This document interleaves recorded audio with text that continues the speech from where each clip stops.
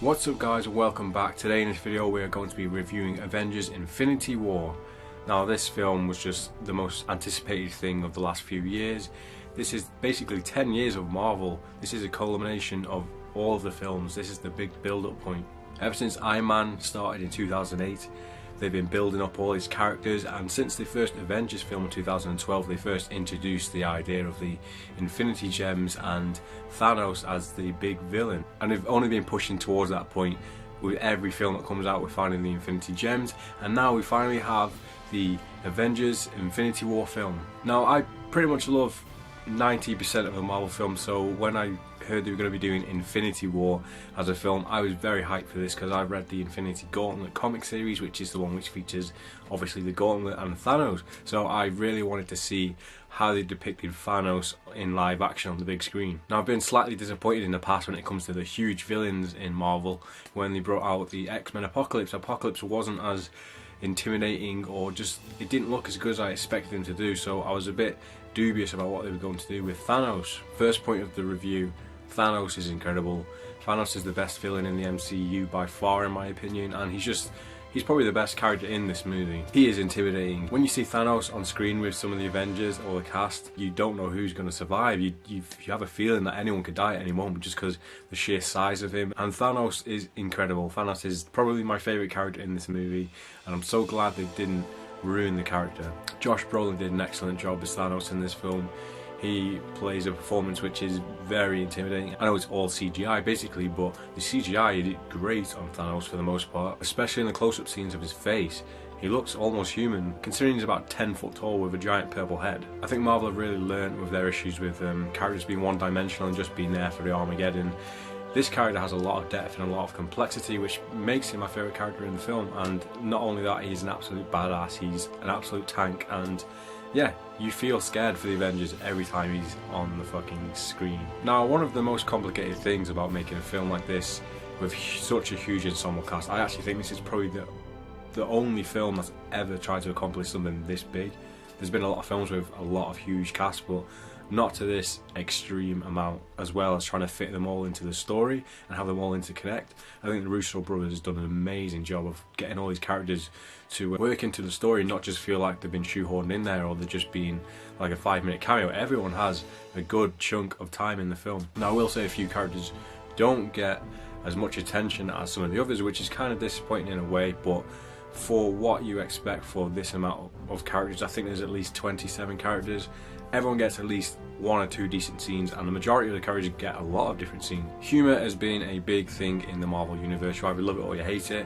Sometimes it's a bit over the top. Most of the time I quite like the humour in the films, and that was one thing that was worrying me about this film, is because in a film like Thor Ragnarok, it absolutely worked in every way possible, I think. Well, this one was such a dark themed movie with such high stakes, with people are probably going to die in this movie, and it's not the best moment with people to making jokes, but it worked really well. All of the humour in this film worked excellently, I thought, especially with the way the characters work with each other. Let's not forget, this is the first time we've seen a lot of the characters ever be on the screen with each other for the first time. So we see people like the Guardians of the Galaxy from outer space meeting with the heroes from New York, and it just has such a good dynamic, and I think they did a really good job of splitting the characters up into certain groups that would work with each other. I think the highlights of this would probably be like Doctor Strange and Tony Stark.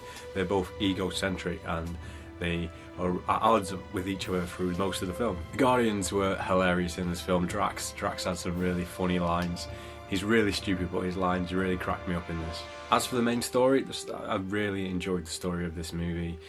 It's basically about Thanos is trying to get the Infinity Gauntlet so he can take over the world, and the Avengers are trying to stop him, which sounds not complex, and it is, I guess, a popcorn summer movie, but it has a lot of awesome scenes, and it does have a lot of character development and a lot of scenes which you're not expecting. If you've seen the trailers and you think you know the whole movie, you don't. Let me tell you, there's a lot of stuff that is hidden from the trailers, and even the stuff in the trailers is kind of mixed and matched.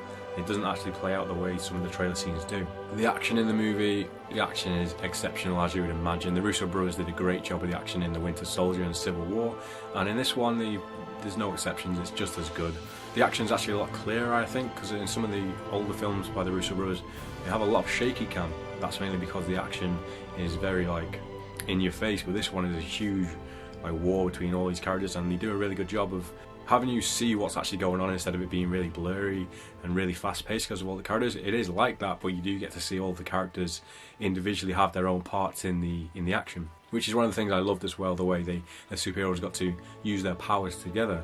I'm obviously not going to spoil any of the ways they do that, but they don't pull any punches when it comes to mixing the characters' dynamics of their powers together, and I love the way they did some of the things in the movie. Now this is a part 1 of part 2. This is the first part of the Infinity War story. We do know there is going to be a second one which comes out next May, so you have to wait a year for it. I absolutely love the climax of the film.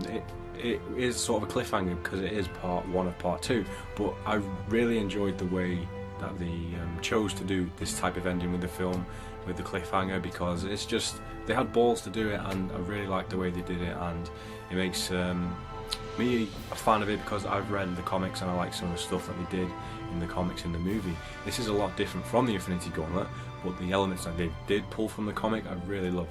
There are a few surprises here and there throughout the movie. Some of them are very unexpected.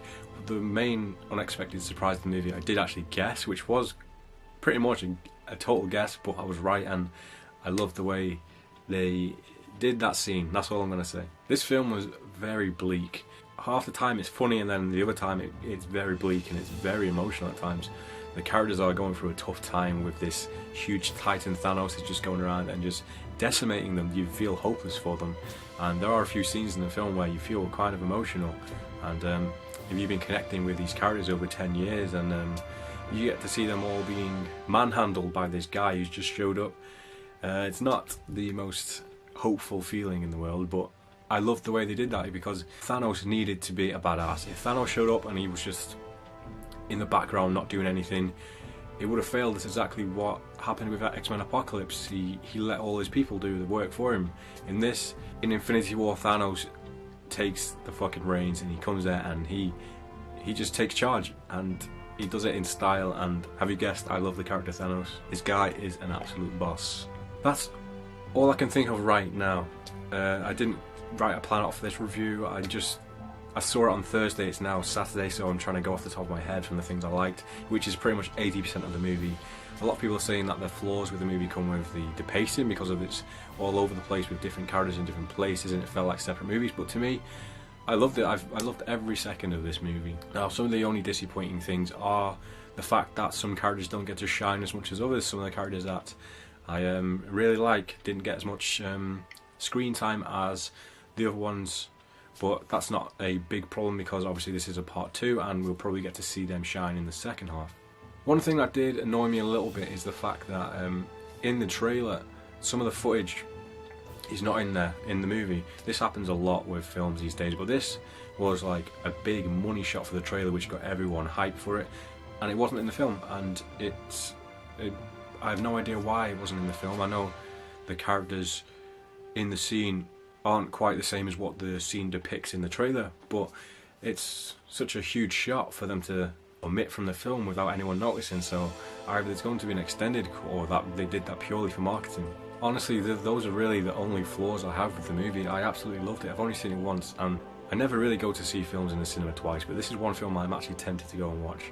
I've already pre-ordered the 4K version because the visuals of this movie are amazing. So anyways, I hope you've enjoyed this video. If this is your first time checking out my channel, then go ahead out and check the rest of my content. I will definitely be doing a spoiler discussion video for Avengers Infinity War 2. It's not really going to be a review as such, it's mostly just going to be me gushing about all the things that I liked in the movie which I can actually talk about. So if you want to check that out, then make sure you hit that subscribe button and stay tuned for when that drops. Anyways, thank you all for watching. I hope you've enjoyed this video, and I guess I'll see you in the next one.